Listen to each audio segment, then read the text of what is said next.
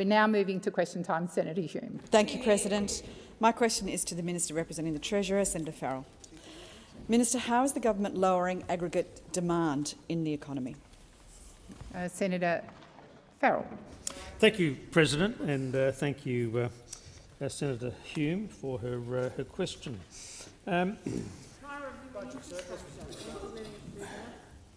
couldn't have said it any better, Senator. Oh no, I will take that. I will take that interjection, and let's go back in time a little bit. I know you hate. I hate this, but we inherited a $1 trillion debt. We inherited. We inherited a $1 trillion debt, and what did we do? We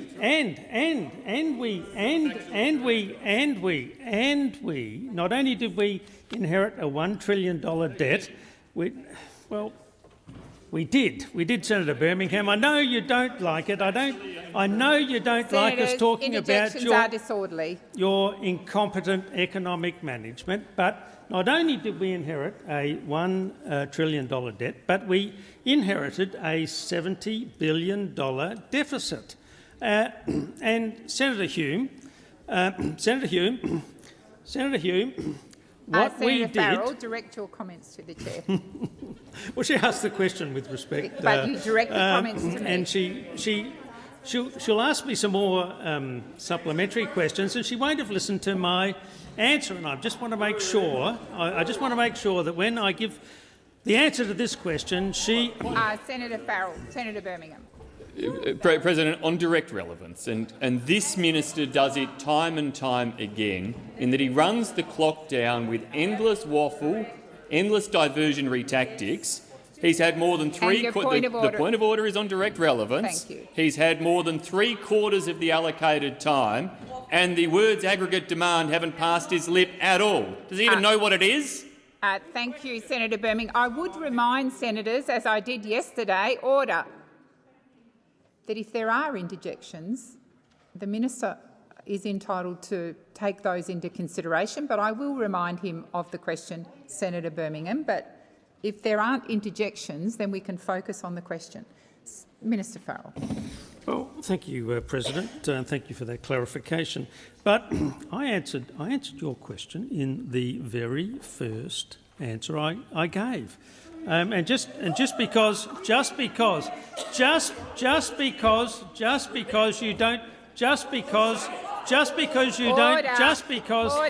Senator Minister Farrell, thank you. Senator Hume. Thank you, President. Just on a point of order, on a clarification. An economist, Chris Richardson, said that the only people that would use the phrase $1 billion worth of debt are either ignorant or making a political point. My question, President, is which one? Resume your seat. Senators across the chamber. Order. I would remind senators, if you are standing on a point of order, make sure it is a point of order and not a debatable point. Minister Farrell. Thank you, President. Is that Senator Hume's first supplementary question? Thank you, Minister. That time has expired. Senator McGrath. Senator McGrath, there's one of your own senators. Order. On her feet, waiting to ask your first supplementary. Thank you, Senator Hume. Thank you, President. Minister, the cost of food has gone up by 8.2% over the last 15 months. What is the Albanese government doing to stop supermarket bills going up and up and up? Thank you, Senator Hume. Minister Farrell. Thank you, President. Well, we're putting downward pressure on inflation. That's right. One way we do that, of course, is provide a surplus. We've done that this year. With any, well, credit where credit due is, Senator. Well, there's a whole range of Senator Cash. I know you don't like that for the first time in 15 years a federal government has produced a surplus, but just producing that surplus itself puts downward pressure. Now, what have we done? What have we done about trying to help families who are struggling? These families are struggling with increased in food prices. Well, we're reducing the cost of childcare. We're reducing the cost of Thank going... you, Minister. The time for answering has expired. Senator Hume, second supplementary. President, can the minister explain how the Albanese Labor government's additional $188 billion in spending is putting downward pressure on inflation rather than upward? Thank you, Senator Hume. Order on my right. Order on my right. Senators Watt and Green. Minister Farrell. Well, I know. Thank you, President, and thank Senator Hume for her second supplementary question. Now, I know the opposition didn't support any of the moves that this government did. Yeah, no, that is a shame. That is a shame, Senator Brown. You didn't support any of the measures that this government proposed to put downward pressure on inflation. You didn't support the reductions in childcare. You didn't support the measures to cap electricity prices. You're not supporting. Well. Look, I mean, what are we doing? For the first time, you've had a government that's interested in pushing up wages. Remember what Matthias Thank you, Cormann... Minister Farrell. The time for answering has expired. Senator Walsh. Thank you, President. My question is to the Minister representing the Minister for Housing and Minister for Homelessness, Senator Farrell.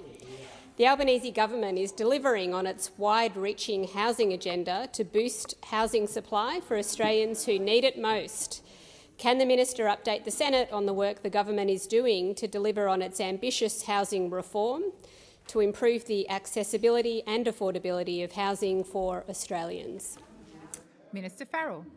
Thank you, President. Thanks, Senator Walsh. I know she's got a great interest in this issue of housing and homelessness. The Albanese government's housing reforms are ambitious. After a decade of inaction, they need to be. We are taking action to provide support for all Australians looking for a place to call home, home buyers, renters and those looking for a safe space to spend the night. With every step of our agenda, we are improving access to safe and affordable homes for Australians through measures which include the $10 billion Housing Australia Future Fund, the $2 billion Social Housing Accelerator, the $2 billion in additional financing for community housing providers, a $1.7 billion one-year extension of the National Housing and Homelessness Agreement, and the boost to Commonwealth rent assistance. We're already seeking homes under construction thanks to the $575 million we unlocked from the National Housing Infrastructure Facility, and we've recently committed a further $1 billion to this facility to deliver even more homes. Just last week, the Albanese government, through the Housing Australia, announced its largest investment ever, providing more than $500 million in federal government support to build 1,370 new homes in Melbourne. This is what a government that's working for Australia looks like. That's working for renters, working for home owners, working so more for Australians can have a safe and affordable place to call home. Thank you, Minister Farrell. Senator Walsh, first supplementary. Thank you, President, and I thank the Minister for his answer. And it is encouraging to hear the government is investing in much-needed boost to the supply of social and affordable rental housing. Is the Minister able to provide an update to the Senate on what the Albanese government is doing to strengthen renters' rights? Thank you, Senator Walsh. Minister Farrell. Thank you, President. And thank Senator Walsh for her first supplementary question. And yes, I can, Senator Walsh. We were elected with an ambitious housing agenda. and it's been complemented by the significant steps that we are taking to strengthen renters' rights. Work by the states is underway on a better deal for renters, improving rental regulations through 9 agreed actions to improve conditions for renters. We have boosted Commonwealth rent assistance with the largest increase in 30 years. Alongside our reforms to increase the supply of new social and affordable rental homes, these measures will make a real difference to the lives of renters right across Australia, including the more than 680,000 renters in Senator Walsh's home state of Victoria. Farrell, the time for answering has expired. Senator Walsh, second supplementary. Thank you, President, and I thank the Minister for providing that update. In addition to boosting the supply of housing and supporting those who are renting a home, what is the Albanese government doing to support more Australians into home ownership? Thank you, Senator Walsh. Minister Farrell. Thank you, President, and thank Senator Walsh for her second supplementary question. The Albanese government is not just boosting the supply of new homes, we're also helping people, Australians, buy their first homes. Our First Home Buyer Guarantee has now helped more than 73,000 Australians into their first home, including more than 10,000 in regions through the Regional First Home Buyer Guarantee. And Senator Walsh, this includes more than 15,600 new homeowners across your state of Victoria, helped into their homes by the Home Guarantee system. Our expanded home guarantees are good for young people, it's good for essential workers, and it's good for any Australian looking to buy their first home. Thank you, Minister. Senator McGrath. Thank you, President. My question is to the Minister representing the Prime Minister, Senator Farrell. Minister, what does the Albanese Labor government define as mortgage stress? Thank you, Senator McGrath. Minister Farrell. Thank you, President, and thank you, Senator McGrath, for your question. Look, this government understands the pressure that ordinary working Australians are under in terms of their mortgage, and that's especially so. No, that's especially so since the decision of the Independent Reserve Bank to increase interest rates by 0.25 basis points yesterday. What this government is trying to do is to help those people out by putting downward pressure on interest rates. And I can only say it so many times, Senator McGrath, but the reality is that the fact that we were able to deliver the first budget surplus in 15 years is one of the ways in which we are trying to help. Minister Farrell, resume your seat. Senator McGrath.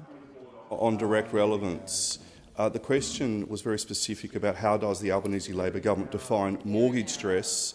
The minister has not gone anywhere near the definition of mortgage stress. I would ask you to draw him back to the question.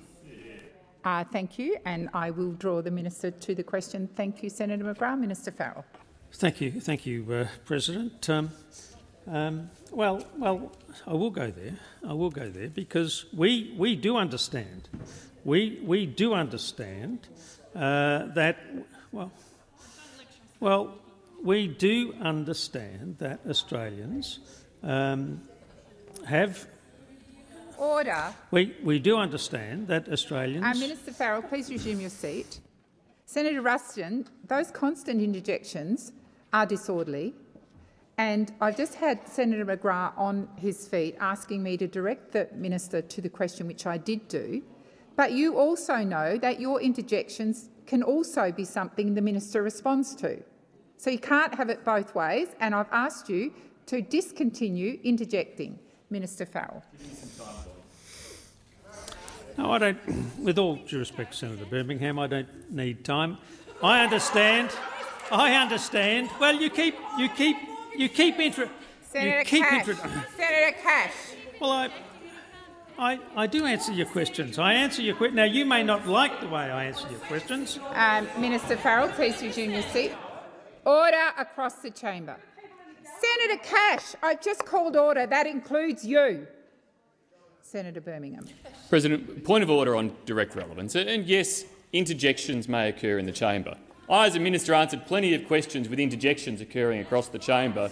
You still answer the question. If it would help the minister, perhaps you could read the highlighted words from Wayne Swan. Mortgage stress is when households are paying more than 30% of their income. Try reading it out, John. Order. Order. Order. Senator Giacone. Order across the chamber. Just a moment, Senator Farrell. Senator Birmingham, stunts are also out of order. I have directed the minister to the question. Order. Order. Order.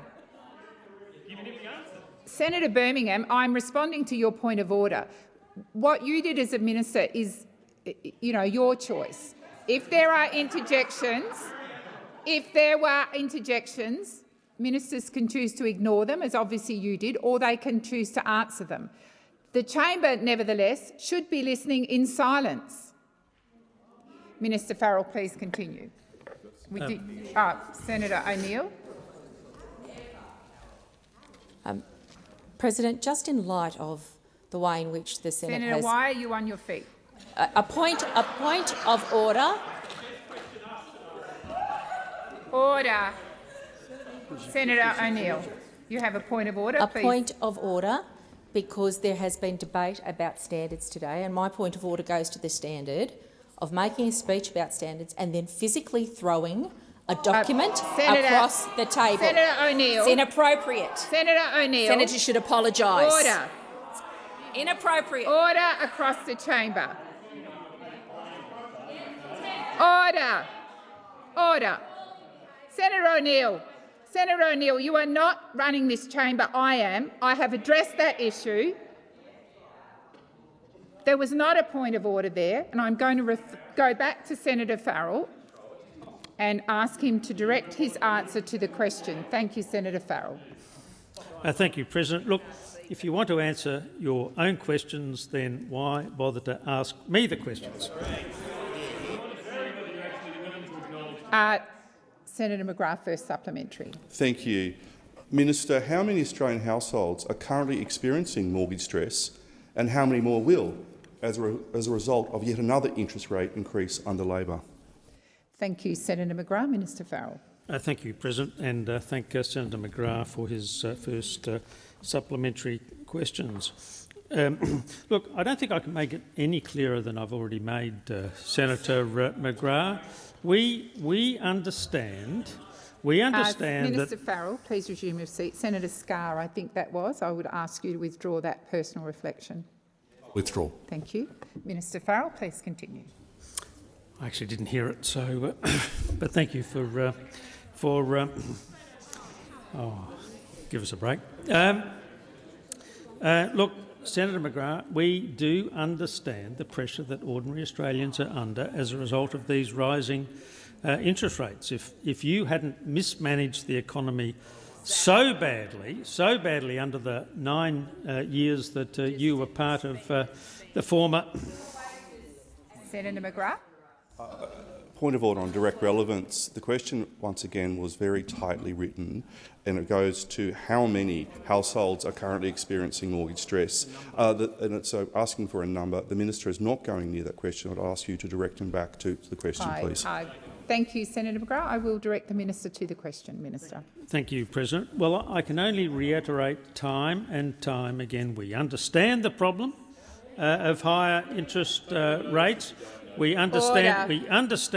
We understand the problem. We understand the problem. We're seeking to do things in the economy that we have control Minister, of. thank you. The time has expired. Senator McGrath, second supplementary. Thank you. Minister, does the Albanese Labor government accept responsibility for increasing mortgage stress, and will it apologise to those Australian households? Thank you, Senator McGrath. Minister Farrell. Well, thank you, President. I think it's worth while noting that, of course, the Reserve Bank is an independent organisation. It's an independent organisation in this country. It was an independent. It was an independent organisation when you were in government, and it's an independent organisation when we are in government, and we aren't proposing to change that situation. The decisions that they make are the decisions of an independent organisation. They are not in the control. They are not in the control. Senator McGrath. I'm reluctant to do this, but point of order on direct relevance. The question once again was very tightly written and asked whether the government accepted responsibility and whether it would apologise. And I would ask if you could direct the minister back to answering the question, particularly in relation to the apology. I think in that regard, Senator McGrath, the minister is being relevant because he's made reference to other bodies that are responsible. Minister Farrell. Thank you. Senator Birmingham. I'm not sure what's got into Senator Birmingham today, but he is now interrupting constantly in respect of every answer that I give. Thank you, Minister Farrell. The time for answering has expired. Senator Waters. Thank you very much, President. My question is to the Minister representing the Prime Minister. The murders of 5 women in just 10 days is a tragic reminder that domestic, family and sexual violence remains a national crisis. It's now 46 women who've been killed by violence in 2023. Records kept not by the government, as I believe they should be, as we do for the road toll, but kept by a volunteer organisation called Counting Dead Women. What has been made clear from the tragedies of the past few weeks is that the current approach is not working. Will the government convene a national cabinet meeting to coordinate a national response to combat domestic, family and sexual violence? And if so, will you champion in national cabinet and commit to funding a national real-time toll of women killed by violence? Thank you, Senator Waters. Minister Farrell. Thank you, President, and thank you, Senator Waters, for her question. Well, domestic violence is a serious issue in this country. This government understands just how important that issue is, particularly for women in this country. Regrettably, there's no easy solutions to the problem, but this government is obviously happy to look at any measures that we can do that we believe can successfully reduce the incidence of domestic violence in this country. This government has been doing a range of things in this space, and we will continue to focus on the issue. We want to eliminate domestic violence from our society. I know that's a big call, but we want to make progress on the issue. We'll do whatever we can to reduce the incidence of domestic violence. And we're happy to work with you, Senator Waters, and anybody in this place to progress the issue of reducing domestic violence. Thank you, Minister Farrell. Senator Waters, first supplementary. Thanks very much, President. The women's safety sector has long called for $1 billion a year in funding for frontline support services to meet demand and to ensure that everyone who seeks help fleeing violence can get it. In budget estimates this year, the department confirmed that the government is spending half of that amount over the forward estimates. Why is the government only providing half of what the sector has repeatedly called for when so many women are being murdered? Thank you, Senator Waters. Minister Farrell. Thank you, President, and thank Senator Waters for a first supplementary question.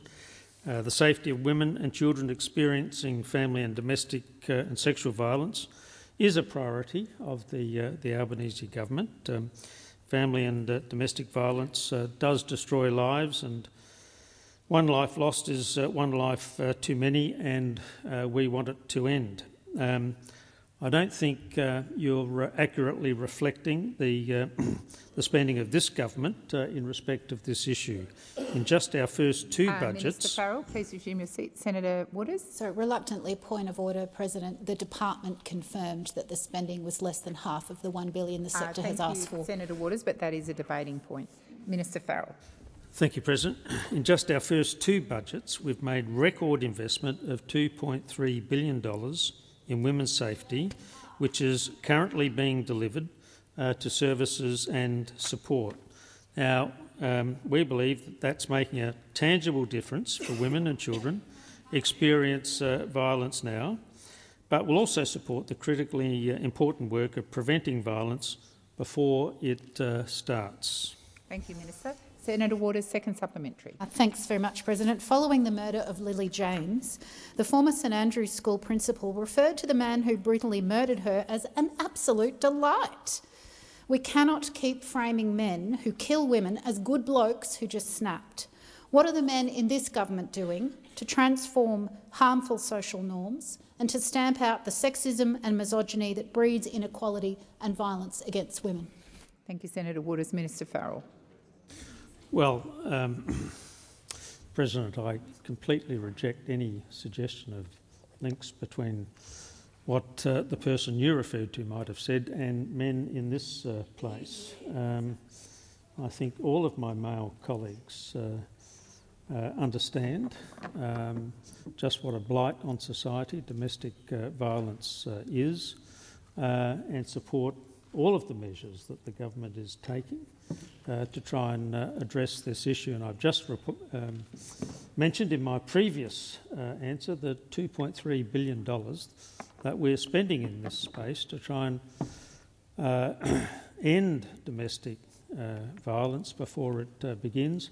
And I'm sure I speak for every single man in the Senate and, for that matter, every single man in the House of Representatives on the Labor side, that we completely reject domestic violence, and we will do whatever it takes. Thank you, Minister Farrell. The time for answering has expired. Senator O'Neill.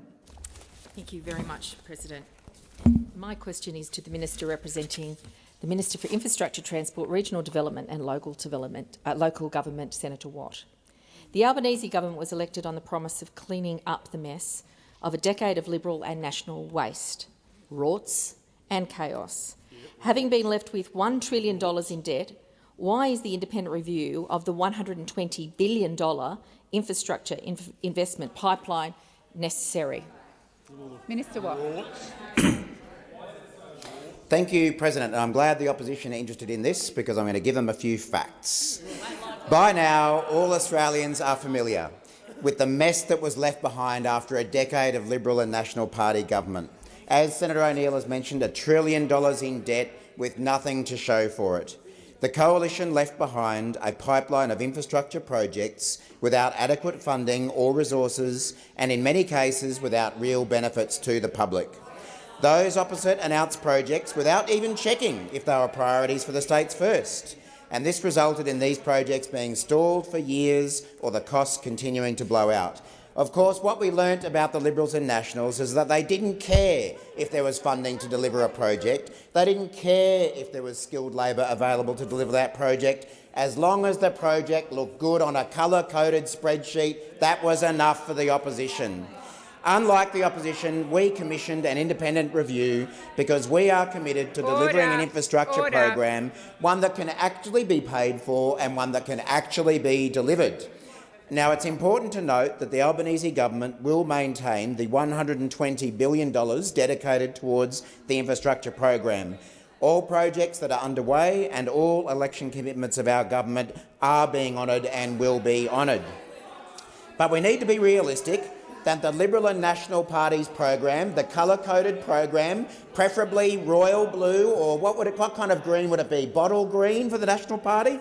Preferably those kind of projects. That program blew out by $33 billion. $33 billion of cost overruns, and it simply cannot be delivered in its current form.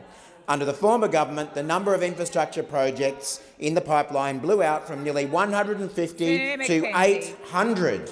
What a shame the former government's appetite for announcing projects wasn't matched with a commitment to deliver. We will deliver. We will get this program working. Senator O'Neill, first supplementary. At the May budget, the Albanese government delivered a budget surplus for the first time in 15 years. What is the Albanese government doing to deliver on meaningful infrastructure projects while continuing to put downward pressure? Please continue, Senator O'Neill.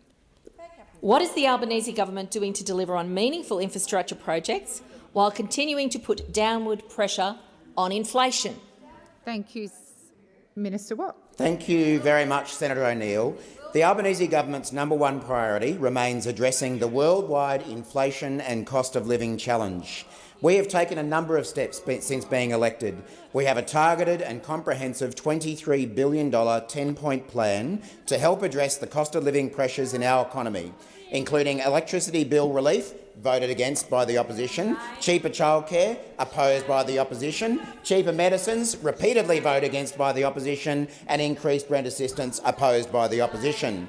We've done all this at the same time as we've delivered the first budget surplus in 15 years, taking inflationary pressure out of the economy. We've seen wages grow around the fastest rate in a decade and over 561,000 jobs created since we came to office. We're now managing the infrastructure program as well to reduce inflationary pressure. And it is lucky that someone is concerned about inflation, because I saw today the Shadow Finance Minister, Senator Hume, after describing inflation as 1.2% as out of control, she was reminded that inflation was almost twice that in the last quarter of the former government that she was a part of. Order across the chamber. Senator Hume.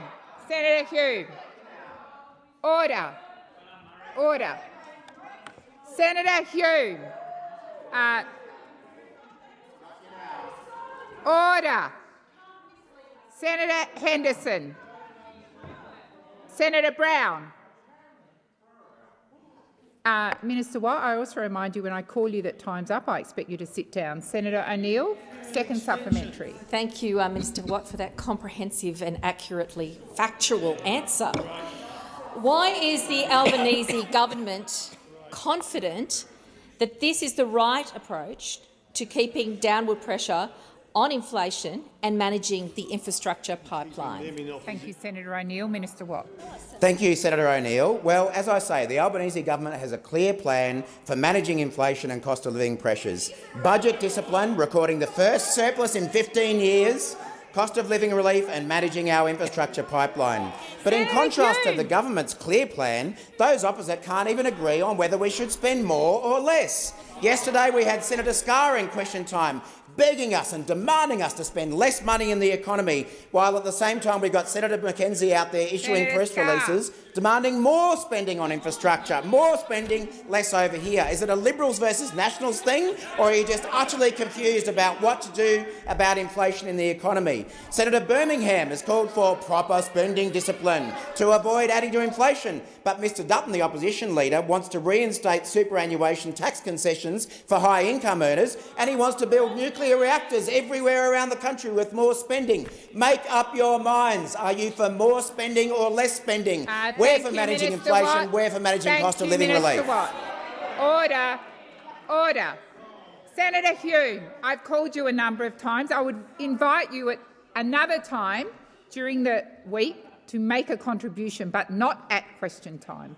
Senator Roberts. Thank you, President. My question is to the Minister representing the Minister for Immigration, Citizenship and Multicultural Affairs, Senator Watt. With Labor embarking on the largest immigration program in Australian history, bringing in more than 500,000 people this year alone, more and more economists are warning these numbers are driving the inflation, hurting everyday Australian families. Following yesterday's 12th interest rate rise since Labor was elected, when will the government acknowledge they are completely wrong about high immigration and cut the numbers to sustainable levels? Minister Watt. Senator McKenzie and Senator Smith. Senator Dean Smith. Minister Watt. Senator Smith, it's most unlike you. I'm very disappointed in you. Very disappointed. Thank you for the question, Senator Roberts. And I hear again, in response to your question, Senator Mackenzie demanding more spending for infrastructure. So I guess we're back to spend more in the economy and drive up inflation. That's where the opposition is at today. No, Senator Rannick's jumping up and saying Senator no. Watt, the Liberals disagree. Senator Watt, okay. Senator Watt, please resume your seat. Senator Roberts, I am going to direct the minister to your question, and I will remind those in here that the crossbenchers are entitled to be heard in silence and entitled to have their questions answered. They get less time than others in this place, and I would expect everyone to listen in respectful silence, Minister Watt, and refer to Senator Roberts' question. Thank you, Senator Roberts. Well, I think I answered a very similar question from you the other day, Senator Roberts, and I did acknowledge that Australia's migration system, after 10 years of Liberal and National government, mainly overseen by the now opposition leader Mr Dutton, is in utter disarray. We have acknowledged that, and I know that the minister— Minister, please resume your seat. Senator Roberts. Of relevance, President, I'm asking about when will he cut the numbers to sustainable levels? Thank you, Senator Roberts. I will remind the minister of your question. Minister Watt. Thank you, President, and thank you, Senator Roberts. It is important to put this in context, and we have acknowledged that the migration system that we inherited, overseen largely by Mr Dutton, the now opposition leader, is a mess. It is a completely broken system. And we have taken already a number of measures. Minister Watt, please resume your seat. Senator Roberts. When will they acknowledge they are completely wrong about immigration, high immigration, and cut the numbers to sustainable levels? That's simple. Thank you, Senator Roberts. I believe the minister is going to your question, and I'll continue to listen carefully. Thank you. Minister Watt.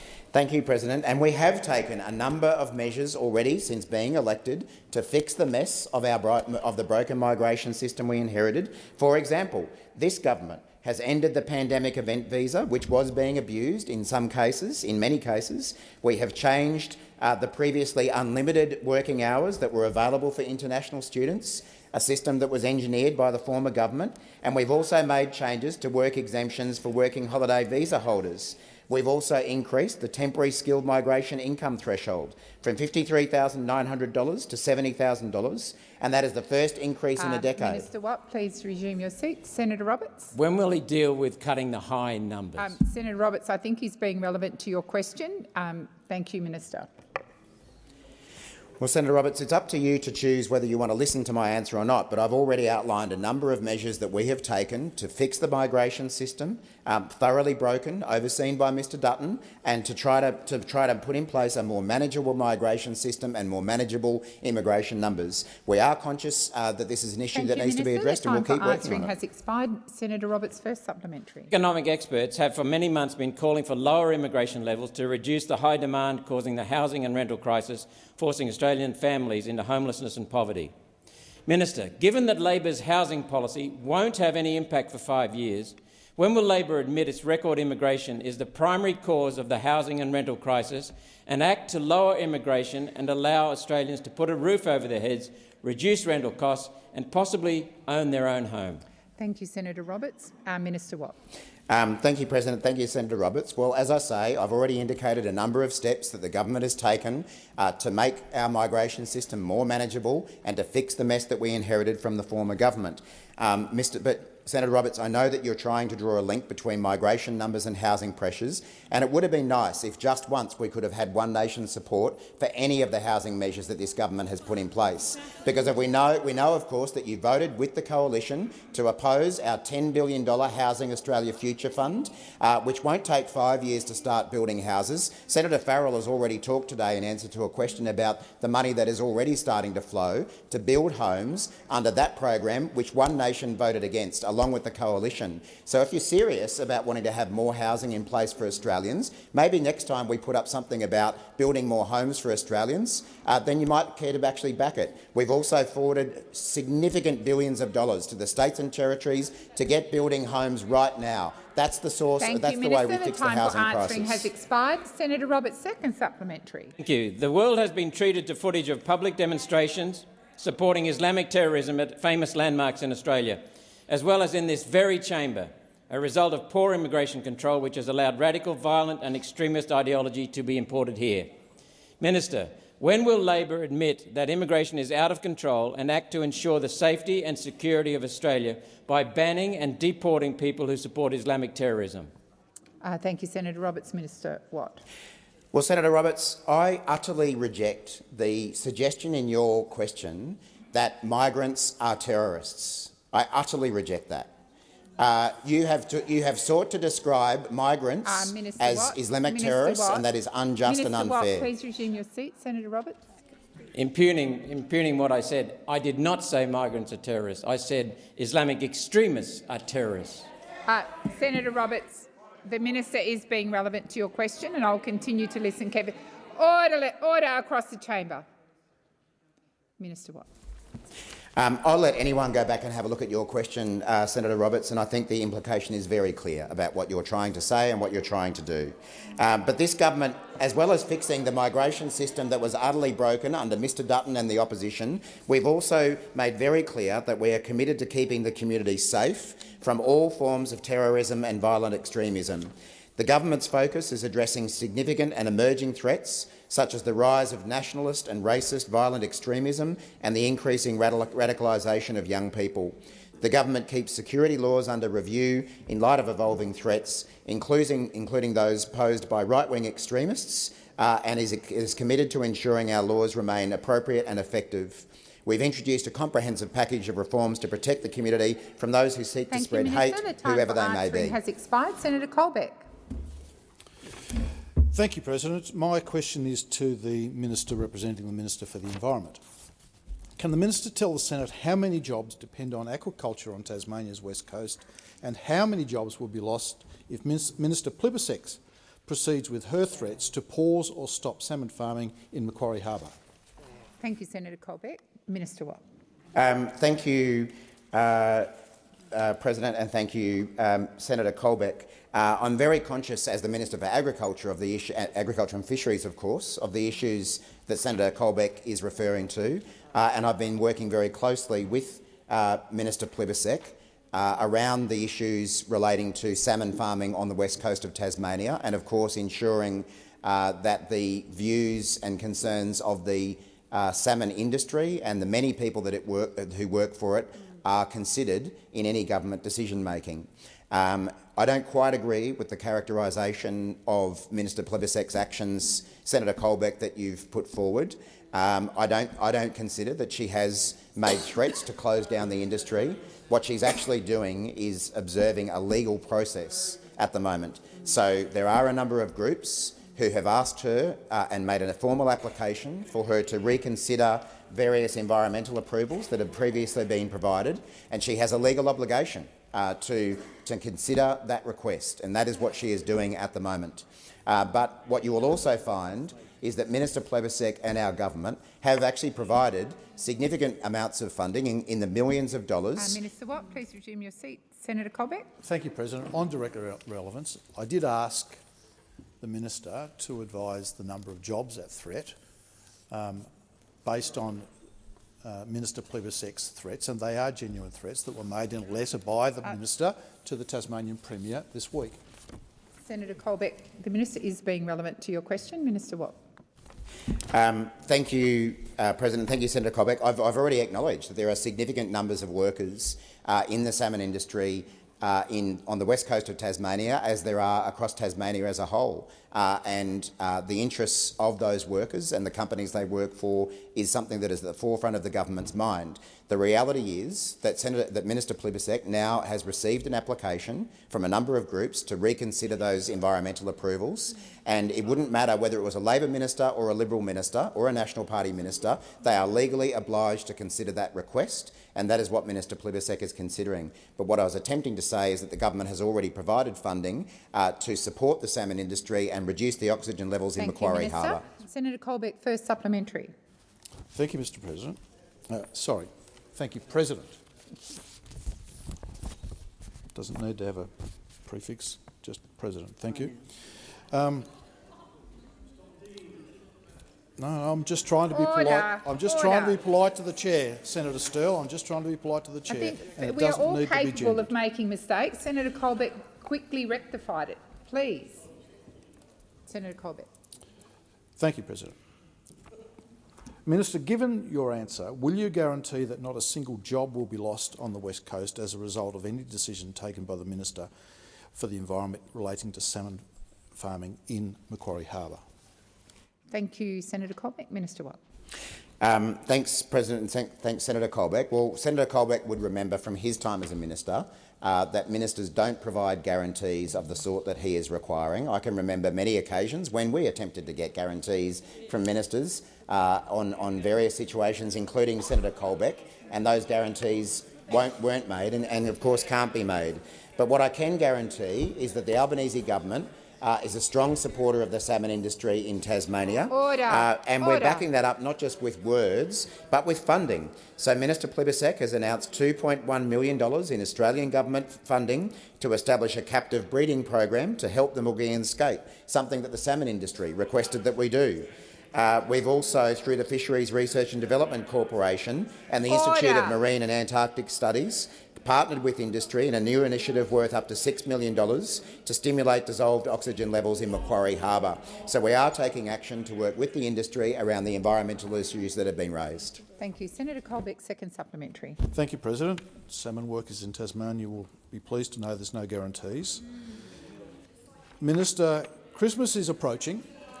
Australians are now further engulfed in Labor's cost of living crisis, yet Minister Plibersek is creating even more anxiety for Tasmanians with her inability to provide certainty to the thousands of workers collectively employed in the salmon industry in Tasmania, the MMG mine and the forestry sector. Minister, why will you not give— I'll take the interjection from the Greens who just want to close the industry down and guarantee their job. Senator Colbeck, the time for answering the question has expired.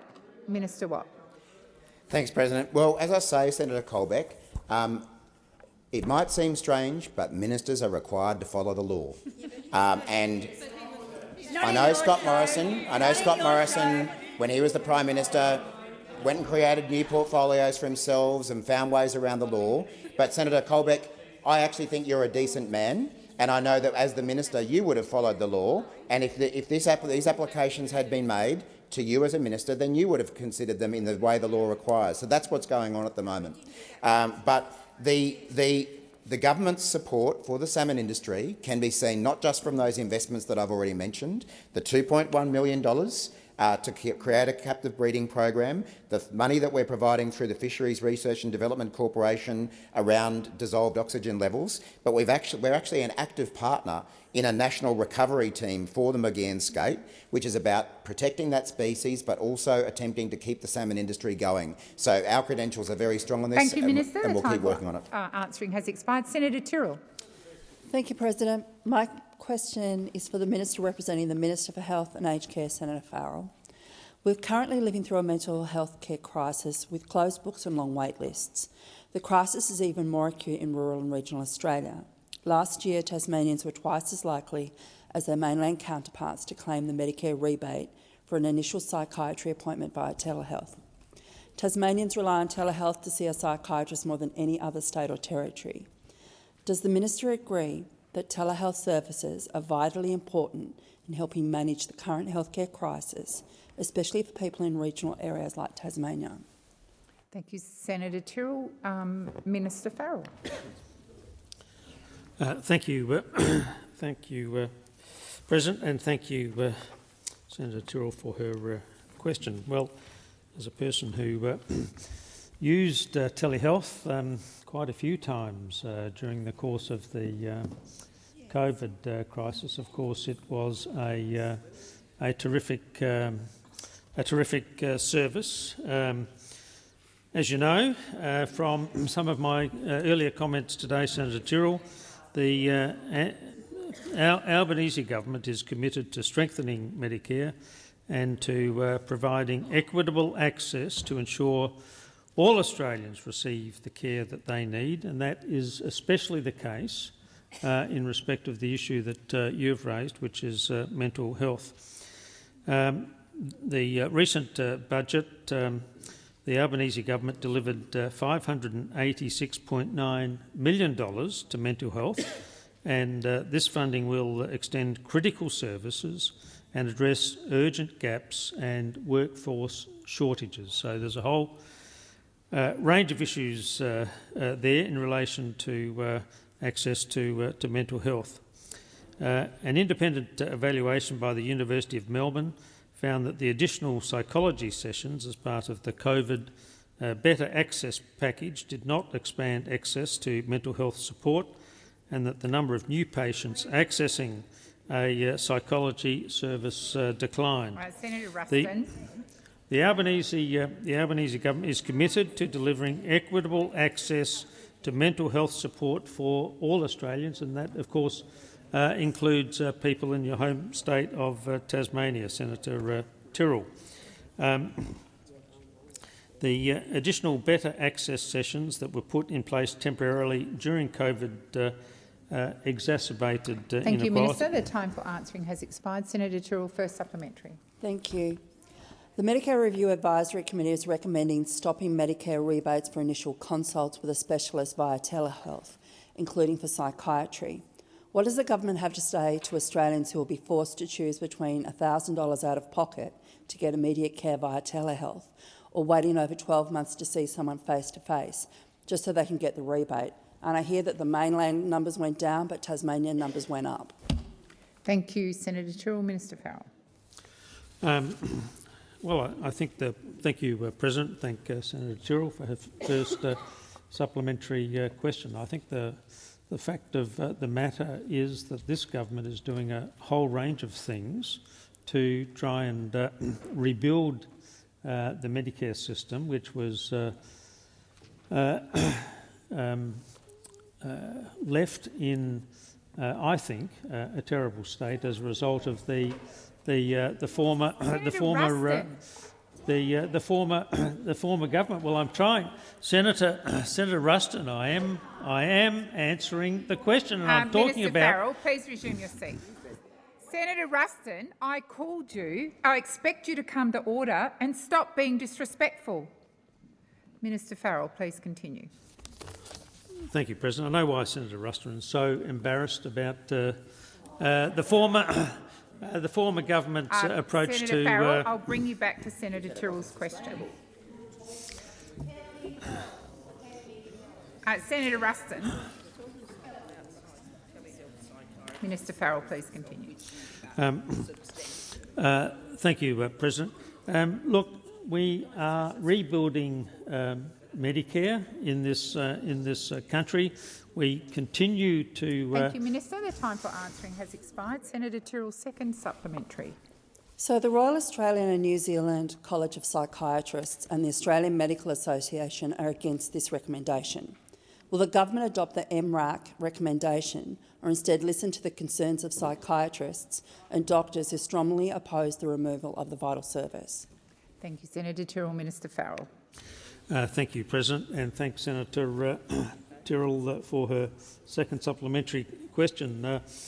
Senator, in my experience, we have a very fine minister, in Minister Butler, a minister from South Australia, who does listen to experts, but more importantly, who does listen to the community. And what the community is telling Minister Butler is that they want us to rebuild the Medicare system, and that's what this government is doing. So to the extent that any people that you're referring to want to contribute to rebuilding the Medicare system, then of course I'm absolutely certain that Minister Butler will be listening to them. Thank you, Minister. Senator Bilyk. Thank you so much. My question is to the Minister representing the Minister for Health, Senator Farrell.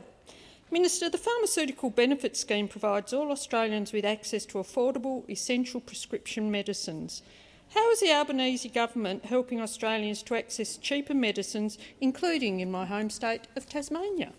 Thank you, Senator Bilyk. Minister Farrell. Thank you, President, and thank you, Senator Bilyk. Two consecutive questions from Tasmanian senators about health in that great state. The pharmaceutical benefit system is a vital lifeline to affordable medicines for millions of Australians. Labor introduced the scheme and will continue to support it. In July 2020, we lowered the PBS safety net threshold by 25%. This means pensioners and other concession card holders will pay just $5 a week on average for all of their yearly PBS medicines. In the first 6 months of 2023, 940,000 concession card holders reached that threshold, meaning that they won't pay a single cent for their PBS medicines for the rest of the year. In fact, Australians have saved $180 million on more than $16 million of cheaper prescriptions over the period January to September 2023. $4 million has been saved on 337,000 cheaper scripts in your home state of Tasmania, Senator Bilyk. In the ACT, $4.5 million has been saved on 400,000 cheaper scripts. In New South Wales, $56 million has been saved on 5 million cheaper scripts. In the Northern Territory, $1 million has been saved on 100,000 cheaper scripts. In Queensland, $35 million has been saved on $3 million worth of cheaper scripts. In Victoria, $46 million has been saved on 4 million cheaper scripts. And in my home state of South Australia, $12 million has been saved on 1 million cheaper scripts. Unlike those opposites, Labor believes in affordable medicine and easing the cost of living pressures. Senator Bilyk. Thank you for that answer, Minister. It's estimated that more than 480,000 Australians are affected with heart failure, with around 60,000 new diagnoses made every year. The Albanese government recently listed the drug Jardiance on the PBS. How will listing this medicine on the PBS impact on the lives of Australians with chronic heart failure? Thank you, Senator Bilyk. Minister Farrell. Thank you, President, and thank Senator Bilyk for her first supplementary question. Heart failure is a progressive, chronic disease where the heart muscle struggles to provide enough blood around the body. This leaves people fatigued, short of breath and at increased risk of being hospitalised and dying.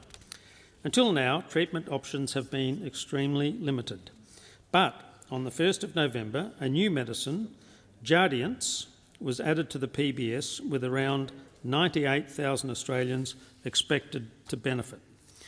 Together with standard care, this new treatment is expected to reduce the risk of hospitalisation for heart failure and cardiovascular death. Concession patients will pay just $7.30 and general patients $30 for this new treatment. This is all part of our government's commitment to make medicines cheaper. Thank you, Minister. Senator Bilyk, second supplementary. Once again, thank you for that answer, Minister. Around 20,000 Australian women are diagnosed with breast cancer each year. Recently, the Albanese government listed Enhertu on the PBS. How will listing this drug on the PBS help Australian women living with breast cancer? Thank you, Senator Bilyk. Minister Farrell. Thank you, President, and I thank Senator Bilyk for her second supplementary question. Around 20,000 Australian women are diagnosed with breast cancer each year. Around 1 in 5 of these women are diagnosed with metastatic cancer, an aggressive form of cancer.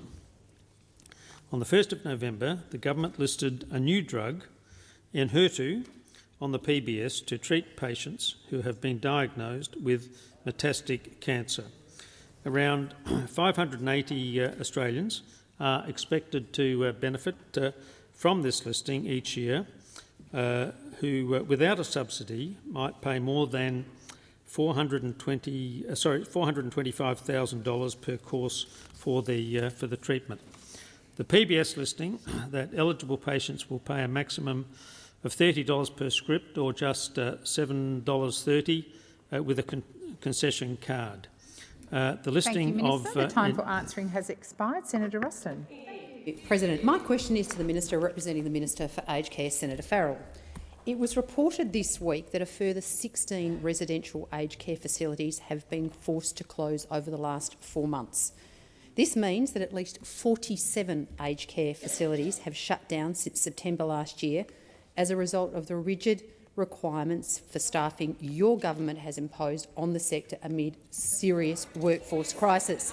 Minister, how many more aged care facilities have to close down and residents forced out of their homes before the Albanese takes action to support the sector, including expanding the exemption criteria for these staffing requirements? Thank you. Order across the chamber. Order. Order.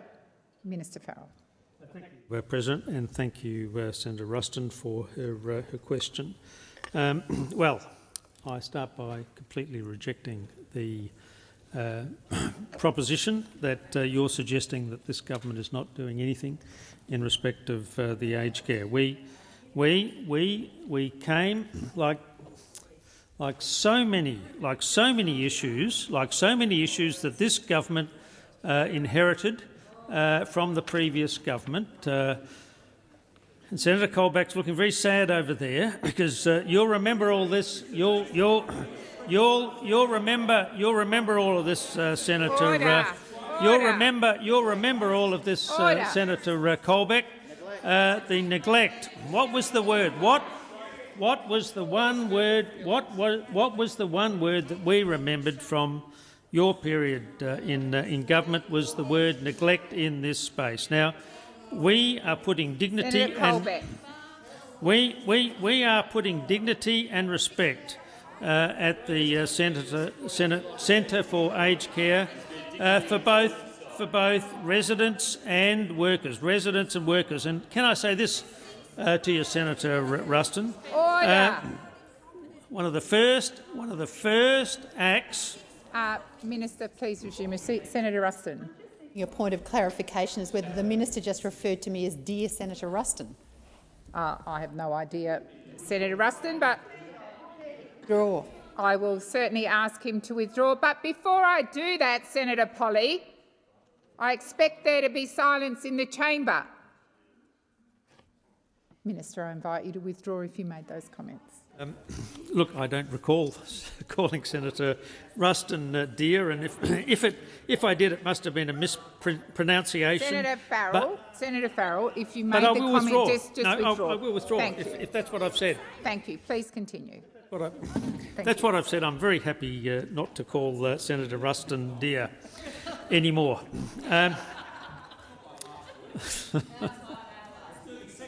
Senator Scarr.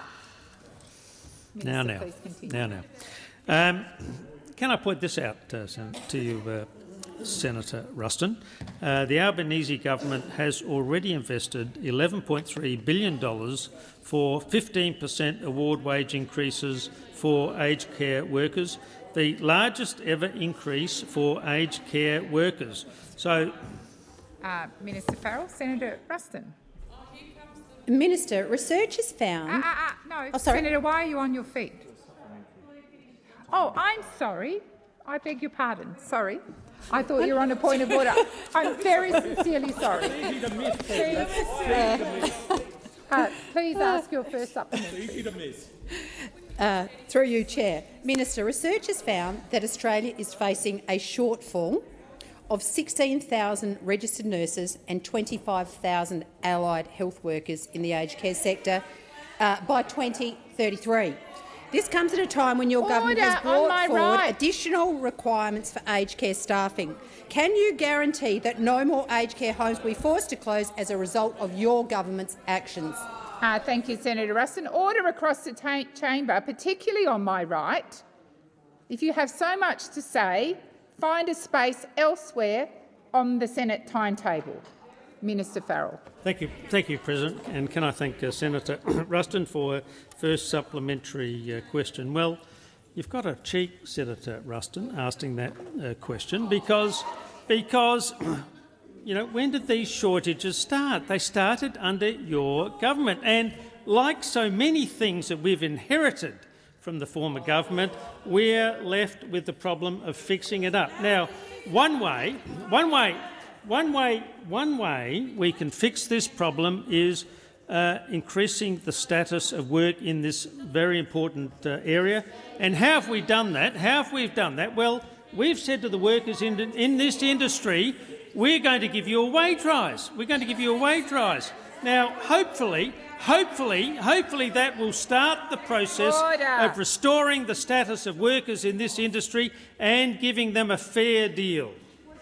Thank you, Minister. Senator Ruston, second supplementary. It's also been reported this week that significant challenges faced by the sector under your government has resulted in an overall reduction in aged care beds of 325 over the last 4 months. This is happening at a time as demand for aged care is expected to increase, with the Minister herself saying consistently, warning that the boomers are coming. Minister, can you guarantee that aged care places will not continue to decrease under your government? Thank you. Before I call the Minister, I would ask for silence in the chamber. Minister Farrell. Thank you, President. Senator Mackenzie, I can't be the only boomer in this room. Surely there must be some other boomers still around the place. But this government is not just looking after boomers in aged cares.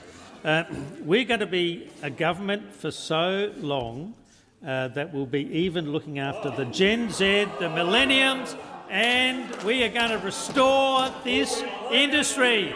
We're going to restore this industry. And on that note, I would request that further questions be put on the notice plate. Thank you, Senator Farrell.